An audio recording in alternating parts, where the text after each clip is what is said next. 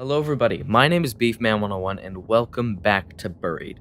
Now, in the last episode, we did finish on somewhat of an okay note. I mean, Dennis is still completely hurt, and we're hoping to find some medical is what I'm hoping we're going to see. But we're going to start Chapter 2 here, so begin Chapter 2. A lot of talking. Oh god.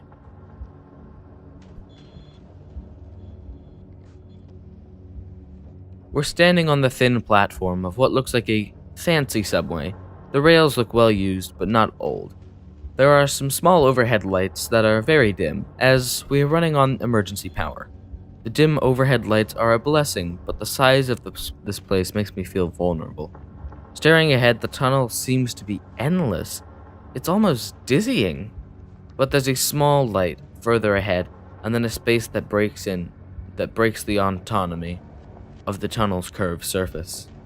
Another platform, maybe? Why are we in a subway tunnel? Or, Dennis, what do you think of this? Let's ask Dennis. Looks like we're waiting for the D train, Dennis says with a deadly sounding cackle. Also, the ringing noise is louder down here. It's much more solid now, and there's some other sound, something like a faint hum of machinery. What's your take on this, boss? You think we're safe here? Dennis asks. Not at all. This is what I think to myself, but I don't want to let Dennis see that I'm rattled. While he seems to be limping along much better than when we first stumbled into this place, he's still in rough shape. I'm leading him here and should probably make him feel confident in that. I'm not sure. This is creepy. Yeah, we'll be fine. Keep his hopes up.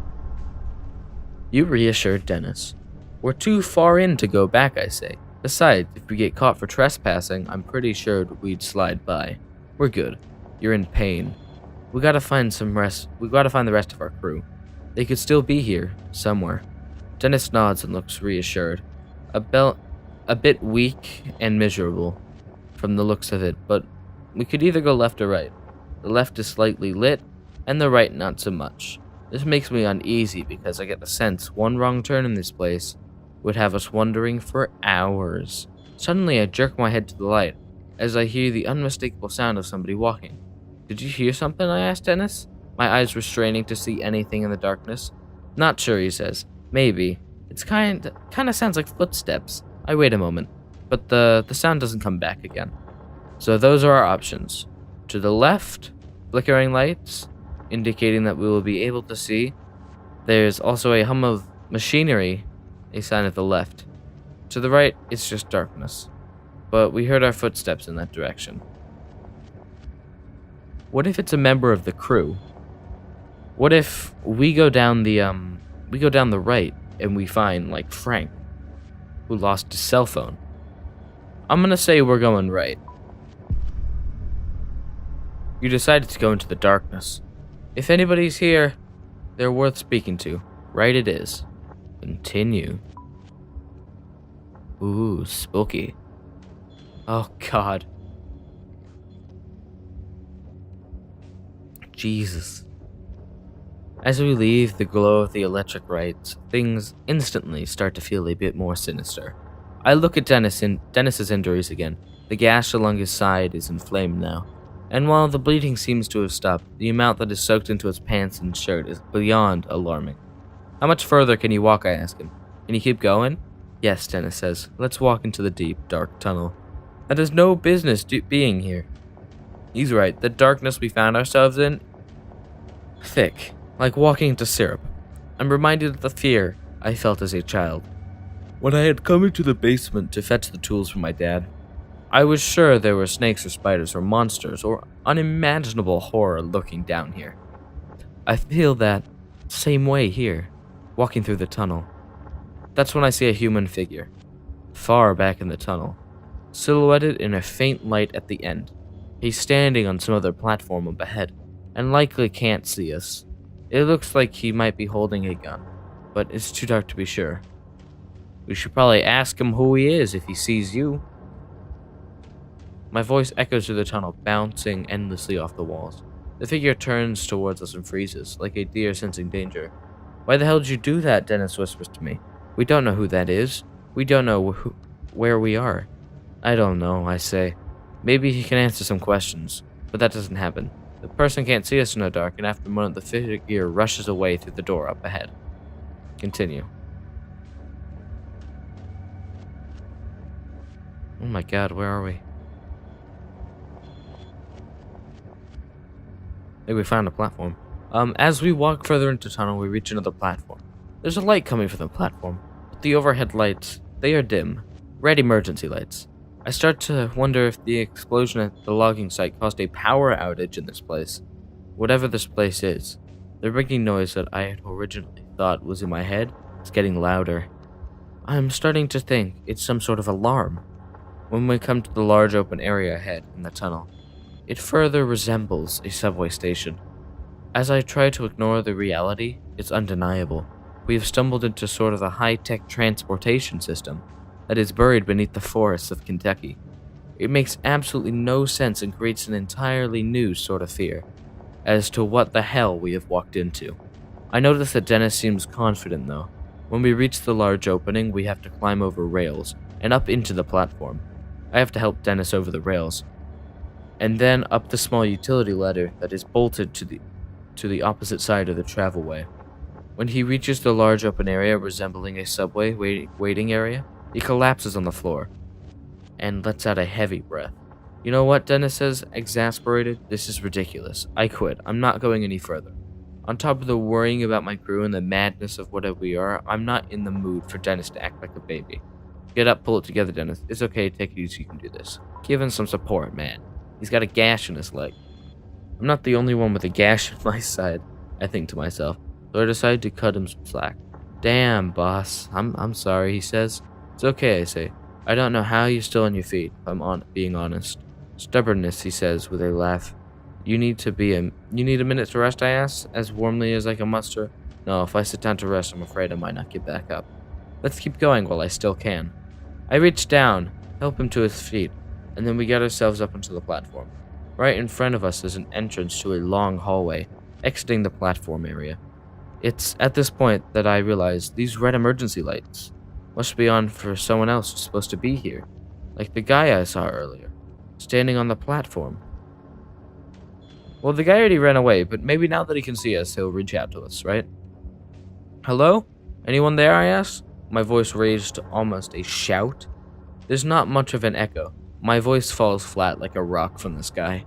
I'm almost glad I don't get an answer. Hearing anything else in this hollow silence would have given me a heart attack. The emergency lights continue to flicker overhead, casting a sick sort of pinkish light on everything. My mind is racing with what sort of place this might be. It's obvious that it's meant to be a secret, and if anything's supposed to be a secret, and there was a power outage recently, maybe most everyone has been evacuated. But then why was that one person still here? This thought does nothing to make me feel any better. As we walk towards the platform exit, we step inside and it seems just as empty as any other place we'd come through. Weakly illuminated by more overhead emergency lights, we're standing inside a hallway that looks surreal for a moment. God. Oh, God. We're like in a medical place. The hallway reminds me of a hospital wing, but there's something not quite right about it. It's the first clean and tidy area I've been since coming into the woods. It looks like it was recently in use despite the dim emergency lights overhead. There were chairs against the walls, and the floor looks well cleaned, as do the walls. The ringing noise is definitely coming from here, and a small flashing light along the ceiling seems to flash along with it.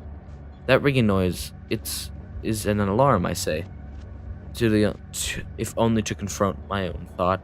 But for what, Dennis asks, and then he asks this question that had been on my mind since we fell into this hole. What the hell is this place? We exchange a look that speaks volumes. We reach the end of the hallway and hear a sound like a large, metallic grinding. This is followed by a clicking noise and an unmistakable noise of a generator kicking on. Continue. My God. So creepy. Oh, what? Oh, the generator kicked on, that's right. Forgot. Without warning, the facility jolts to life. The red glow of the emergency lights is suddenly replaced by bright white fluorescent ones. That mechanical hum is oddly comforting. Somehow the power of being back on urges us on, and it's then that I notice the ringing noise has stopped. So had it been an alarm? But for what? Just the power failure? We head down the hallway, the electric hum of the lights sounding eerie overhead. Other than that, this place is dead quiet. The hall is about 100 feet long, with two main doors. One door opens to a large room that looks like a conference room, with a white board and papers strewn about. Across the hallway, another door. Looks like a laboratory of some sort. Dennis slumps against the wall in defeat and lets out a scary-sounding chuckle. Something funny, I ask. The dark and brooding panic starts to grip me. Dennis just keeps chuckling as he slides down the floor. I'm just gonna sit here a while. You look around, he says. There's a look in my eyes that reminds me far of too much of a dead animal on the side of the road.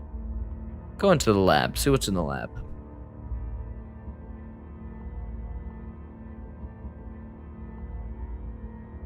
Small lab. Walking inside, I see small vials in a glass container held in a clear glass case. Everything is either glass or silver. I instantly feel like I'm dirtying the place up. I notice several test tubes in glass cases, as well as some sort of tube system that seems to have a clear fluid trapped inside of it. In the back corner, I find a laptop in screensaver mode. Look at the test tubes, look at the laptop. Well, being that I'm a logging dude and not a scientist, probably means I'm not gonna get the test tube, so let's look at the laptop, see what's up. I hit the enter key, and a plain gray background pops up. There are several icons and folders to choose from. I click the folder labeled Test 1.5 Ethos. A few documents are filled with formulas and names I mostly don't understand. But there are some things that are easy to understand, things that make my blood go cold. Subject 6, cause of death, embolism, or aneurysm, or both. Ideas for new delivery mode, spherical liquid, induced comatose, state first, terracore, possible plutonium supplier? Possible plutonium supplier. Exit the lab. Let's take a look at the test tubes. What's going on? I can't help but check out the test tubes. They're filled with varying green and light blue fluids. One of them looks to have a sort of glowing dirt resting in the bottom of it. Another holds what looks like a grasshopper, submerged in liquid. Only it's the strangest grasshopper I've ever seen. At first it looks like it's expanding and contracting like a blowfish. Then it contracts so much that it completely vanishes completely. As I look closer, it springs back into existence in a completely different test tube, and I am embarrassed that I actually jump back. I take another look around the lab, trying to piece together what might have been taking place here. I smell some sort of chemical in the air, and it makes me think that somebody has used this lab recently. Outside in the hallway, I hear Dennis grunting. I head out of the room to see if he's still seating on the floor, but I don't get very far because as I exit, a man comes rushing through the corner with an automatic rifle in his hand. Oh my god. Continue.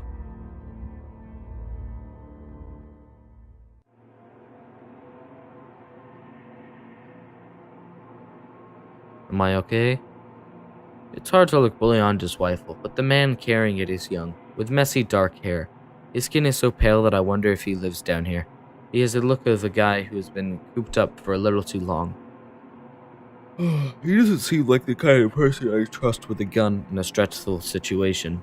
As he sees us in the doorway, he screams and brings the gun up. It is aimed directly at my head. Dennis jumps up and stands next to me, like he's ready to run for it. I recognize him by his height and build.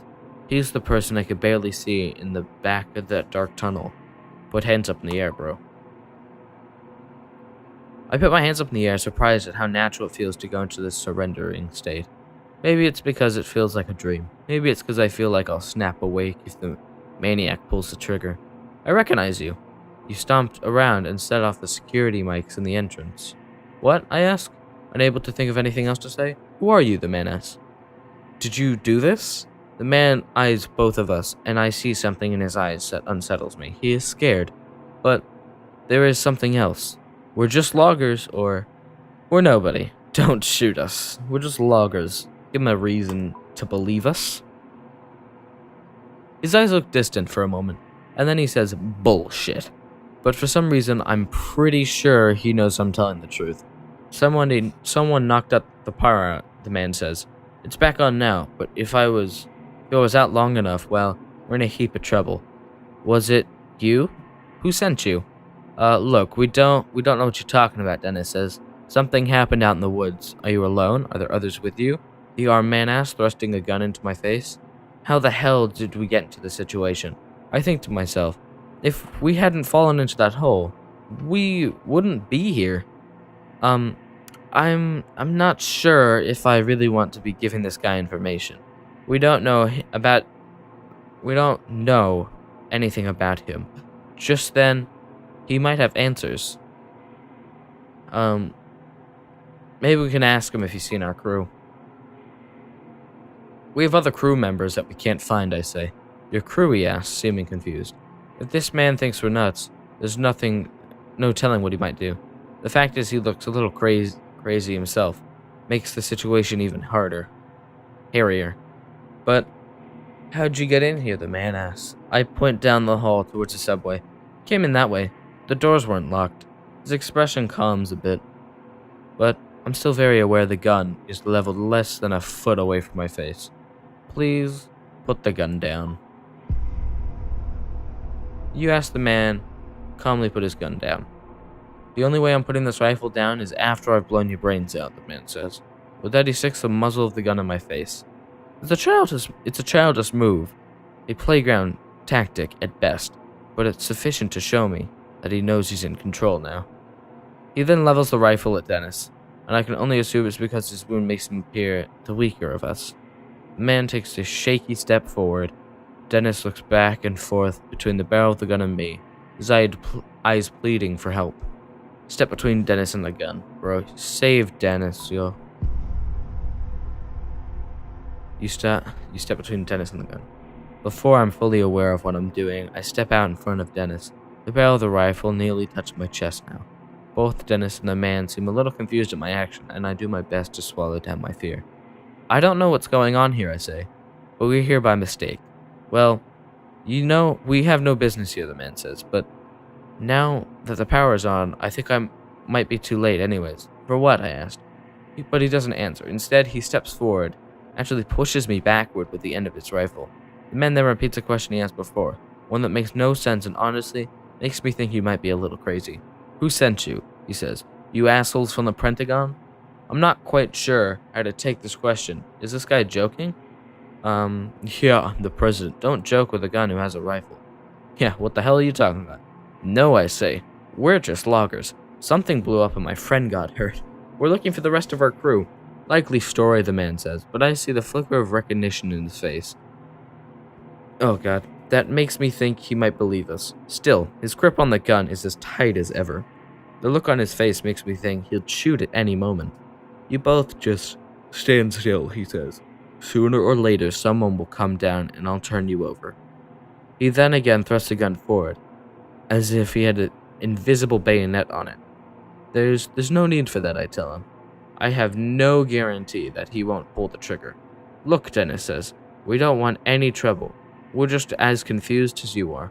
Then, in a movement so fast that I just about missed it, Dennis lunged forward. But I have no idea how he's moving so fast. Just 30 seconds ago, I was worried about how close to death he looked. But now he's moving lightning fast, and his left arm coming down on the barrel of the gun like a club. In the commotion, the man does pull the trigger. A booming noise is deafening, and there's almost a moment where I think I've been hit. It takes a clanging noise of the round tearing into the floor at my feet to help me realize that I have not been shot. I look to the floor and see that there's a shot missed my right leg by like 3 inches. I'm paralyzed in shock for a moment, as Dennis and the man fight over possession of the rifle. There's a fire extinguisher on the wall. I could use it as a bludgeon, but I might not have enough time to grab it before Dennis is overpowered. Grab the fire extinguisher and come back, punch him, I'ma get a weapon. I take the chance, dashing for the fire extinguisher, but my absence leaves the man enough time to pop Dennis in the side of the head with the rifle. As I hear Dennis wail with pain, I rip the extinguisher from the wall and instantly lift it above my head. The man realizes what I'm doing as I come barreling across the room, but he's too late. I bring the extinguisher down quickly. He doesn't have time to... Oh, wait. He doesn't have the time to adjust the rifle for a clear shot. All he can do is partially block the blow, which he does poorly. I hit him between the neck and the shoulder along his right side. He hollers out and falls awkwardly to the ground. There's a dazed look on his face, and I wonder if maybe I knocked him out for a moment. He still holds the gun, but his hands are limp. I feel the extinguisher heavy in my grip.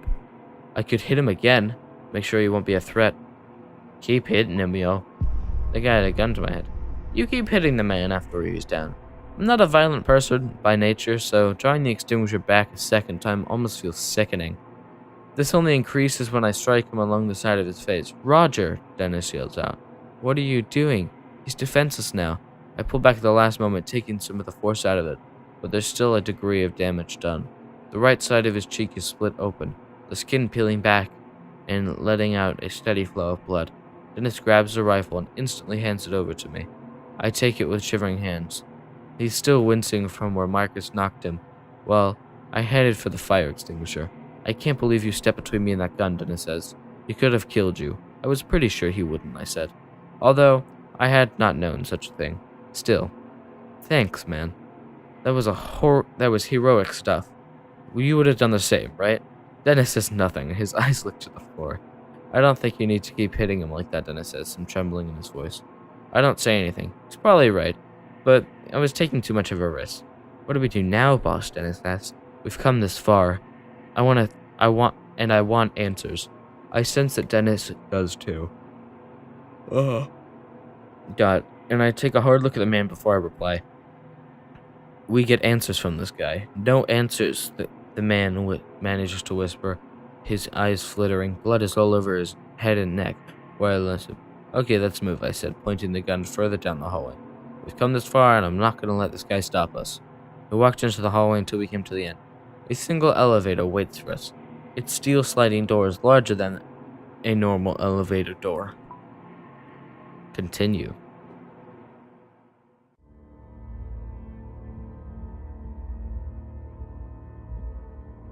Oh god, this is good. Before I get into the elevator with this guy, I think it's wise to learn a little bit more about him. I can tell it's making him uncomfortable for me to have the gun. What's your name, I ask. Marcus. And you work here? It's clear that he doesn't want to answer, but he gives us a little nod. We're looking for the rest of our crew. Any ideas where they might be, I ask. No, he says, certainly, not bothering to elaborate. There's got to be some useful info we can get out of this guy. We just need to know how to dig for it. I need a first aid kit for my friend here. Where might I find one? Down on the second floor, he says, but we can't go down there. We're going down there, okay? Well, it's on level 2.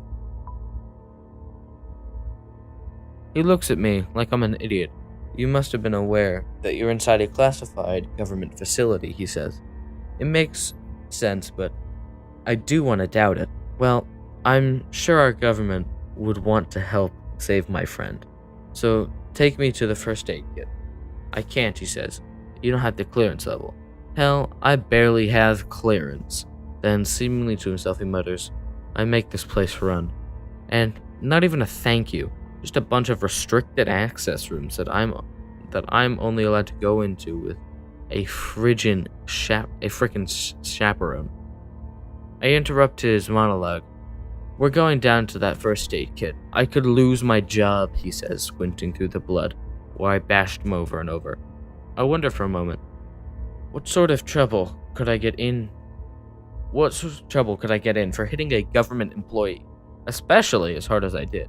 Then, again, he came at us with a rifle, and it makes me think that things are going terribly wrong in this place. And the explosion in the woods, or whatever the hell had happened, might be linked to it all.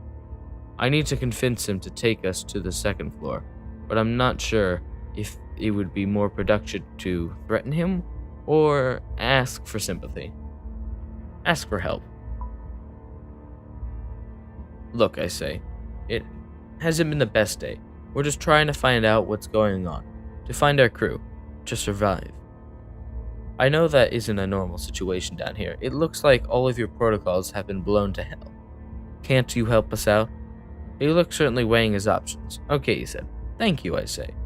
With an untrusting stare, Marcus walks to the elevator door, approaching a small keypad on the doors. He punches in a no more code on the keypad, and I can hear a slight mechanical hum behind the sealed doors. After a few seconds of angry glances and frightening sneers from Marcus, the elevator arrives. The steel doors slide open, with a whisper revealing the interior. Continue. Gosh.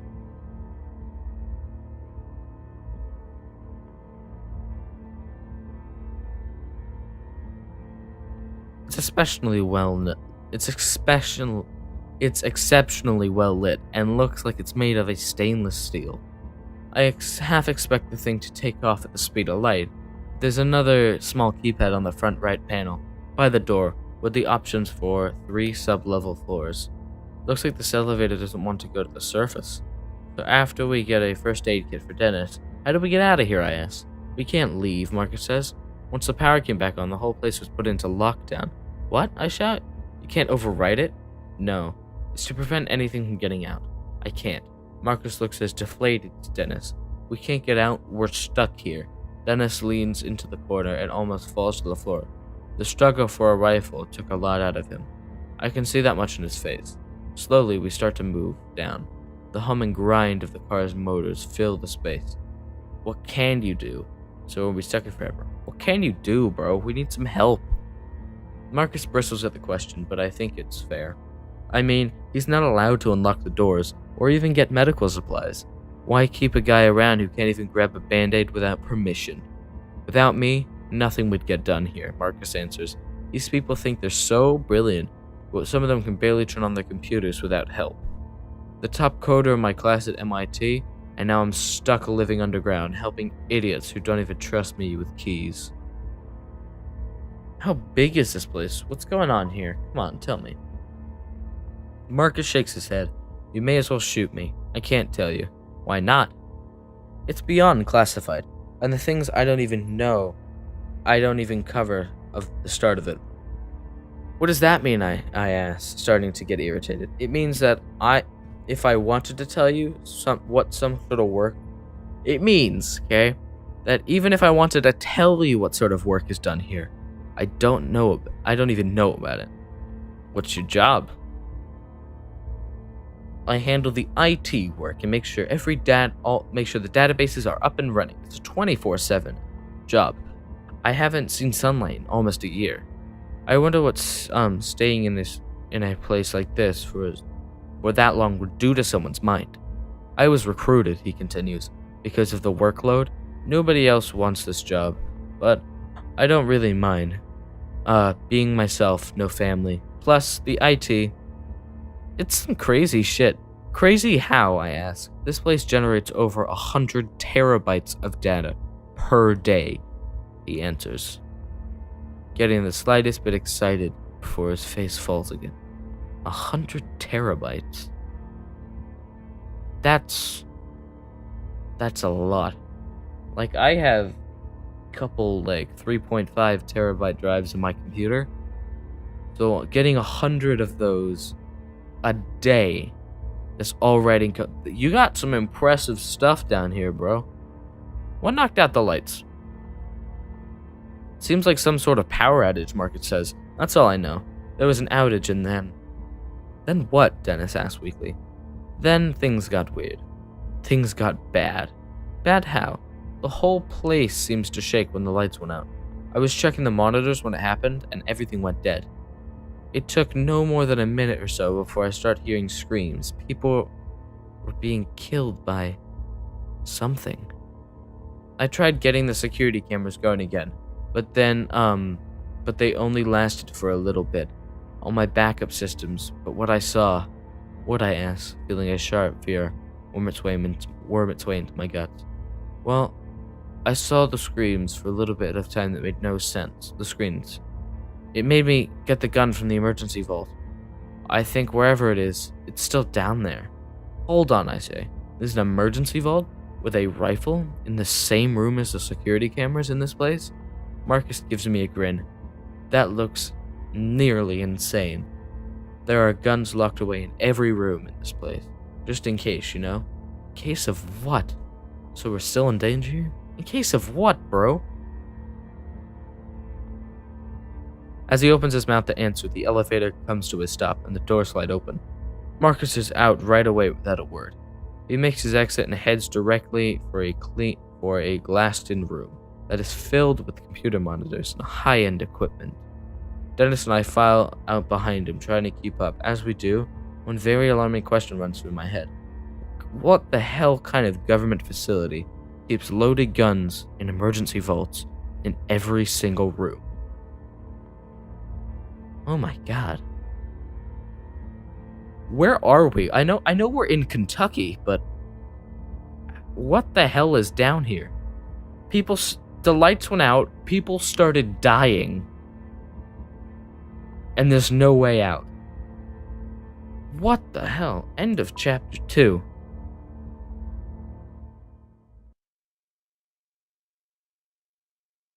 What's going on?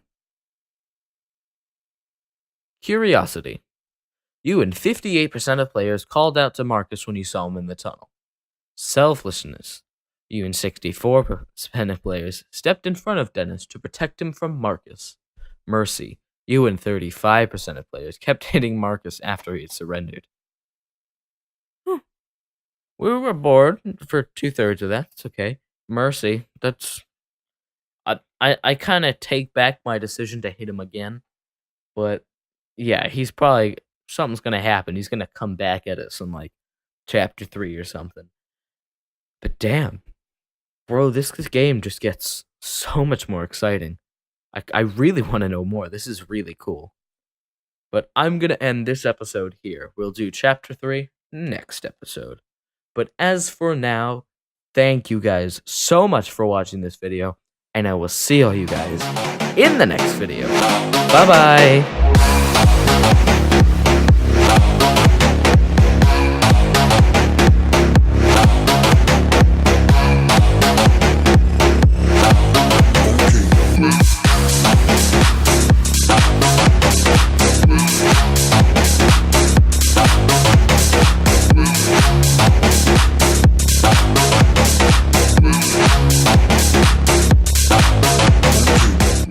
Oompa loompa doopa dee doo. I forgot the words. Dum ba da dum ba.